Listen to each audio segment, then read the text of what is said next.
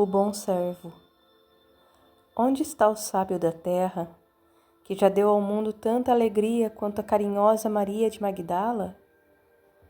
Levi, porém, não se dava por vencido e retrucava. A necessidade sincera deve ser objeto incessante de nosso carinhoso interesse. Mas em se tratando dos falsos mendigos, é preciso considerar que a palavra de Deus nos tem vindo pelo Mestre, que nunca se cansa de nos aconselhar vigilância. É imprescindível não viciarmos o sentimento de piedade a ponto de prejudicarmos os nossos irmãos no caminho da vida. O antigo probador de impostos expunha, assim, a sua maneira de ver. Mas Filipe, agarrando-se à letra dos ensinos, replicava com ênfase: continuarei acreditando que é mais fácil a passagem de um camelo pelo fundo de uma agulha do que a entrada de um rico no reino do céu. Jesus não participava dessas discussões, porém sentia as dúvidas que pairavam no coração dos discípulos e, deixando-os entregues aos seus raciocínios próprios, aguardava a oportunidade para um esclarecimento geral. Passava-se o tempo e as pequenas controvérsias continuavam acesas. Chegara, porém, o dia em que o Mestre se ausentaria da Galileia para a derradeira viagem a Jerusalém. A sua última ida a Jericó, antes do suplício, era aguardada com curiosidade imensa. Grandes multidões se apinhavam nas estradas. Um publicano abastado, de nome Zaqueu, conhecia o renome do Messias e desejava vê-lo. Chefe prestigioso de sua cidade, homem rico e enérgico, Zaqueu era, porém, de pequena estatura, tanto assim que, buscando satisfazer ao seu vivo desejo, procurou acomodar-se sobre um sicômoro, levado pela ansiosa expectativa com que esperava a passagem de Jesus. Coração inundado de curiosidade e de sensações alegres, o chefe publicano, ao aproximar-se o Messias, admirou-lhe o porte nobre e simples, sentindo-se magnetizado pela sua indefinível simpatia. Altamente surpreendido, verificou que o mestre estacionara a seu lado e lhe dizia com acento íntimo: Zaqueu, desce dessa árvore, porque hoje necessito de tua hospitalidade e de tua companhia.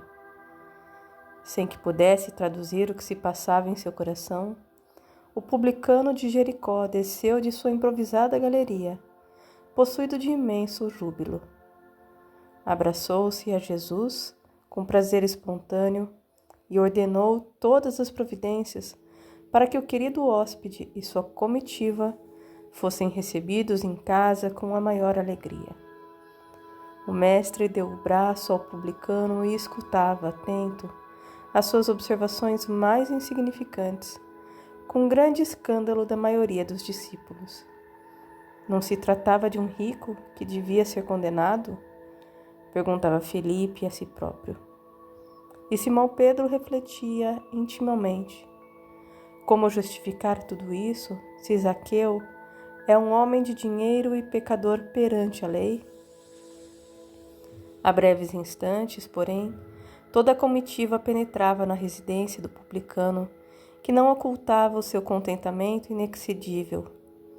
Jesus lhe conquistara as atenções, tocando-lhes as fibras mais íntimas do espírito, com a sua presença generosa. Tratava-se de um hóspede bem amado, que lhe ficaria eternamente no coração. Aproximava-se o crepúsculo quando Zaqueu mandou oferecer uma leve refeição a todo o povo, em sinal de alegria, sentando-se com Jesus e os seus discípulos sob um vasto alpendre. A palestra versava sobre a nova doutrina, e sabendo que o mestre não perdia ensejo de condenar as riquezas criminosas do mundo, o publicano esclarecia com toda a sinceridade de sua alma: Senhor, é verdade que tenho sido observado como um homem de vida reprovável, mas desde muitos anos venho procurando empregar o dinheiro de modo que represente benefícios para todos os que me rodeiam na vida. Compreendendo que aqui em Jericó havia muitos pais de família sem trabalho, organizei múltiplos serviços de criação de animais e de cultivo permanente da terra. Até de Jerusalém, muitas famílias já vieram buscar, em meus trabalhos, o indispensável recurso à vida. Abençoado seja o teu esforço, replicou Jesus, cheio de bondade. Zaqueu ganhou novas forças e murmurou: Os servos de minha casa nunca me encontraram sem a sincera disposição de servi-los. Regozijo-me contigo, exclamou o Messias, porque todos nós somos servos de nosso Pai. O publicano que tantas vezes fora injustamente acusado, experimentou grande satisfação. A palavra de Jesus era uma recompensa valiosa à sua consciência dedicada ao bem coletivo. Extasiado, levantou-se e, estendendo ao Cristo as mãos, exclamou alegremente: Senhor, Senhor, tão profunda é minha alegria, que repartirei hoje com todos os necessitados a metade dos meus bens. E se em alguma coisa tenho prejudicado alguém, indenizá-lo-ei quadruplicadamente. Jesus o abraçou com um formoso sorriso e respondeu: Bem-aventurado és tu, que agora contemplas em tua casa a verdadeira salvação. Alguns dos discípulos, notadamente Filipe e Simão, não conseguiam ocultar suas deduções desagradáveis. Mais ou menos aferrados às leis judaicas e atentando somente no sentido literal das lições do Messias, estranhavam aquela afabilidade de Jesus, aprovando os atos de um rico do mundo, confessadamente publicano e pecador. E como o dono da casa se ausentasse da reunião por alguns minutos, a fim de providenciar sobre a vinda de seus filhos para conhecerem o Messias, Pedro e outros prorromperam numa chuva de pequeninas perguntas. Por que tamanha aprovação a um rico mesquinho? As riquezas não eram condenadas pelo Evangelho do Reino? Por que não se hospedarem numa casa humilde e sim naquela vivenda suntuosa em contraposição aos ensinos da humildade? Poderia alguém servir a Deus e ao mundo dos pecados? O mestre deixou que cessassem as interrogações e esclareceu com generosa firmeza: Amigos, acreditais porventura que o Evangelho tenha vindo ao mundo para transformar todos os homens em miseráveis mendigos? Qual a esmola maior, a que socorre as necessidades de um dia ou a que adota providências para uma vida inteira?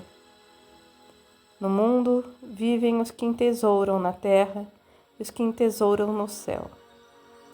Os primeiros escondem suas possibilidades no cofre da ambição e do egoísmo, e por vezes atiram moedas douradas ao faminto que passa, procurando livrar-se de sua presença.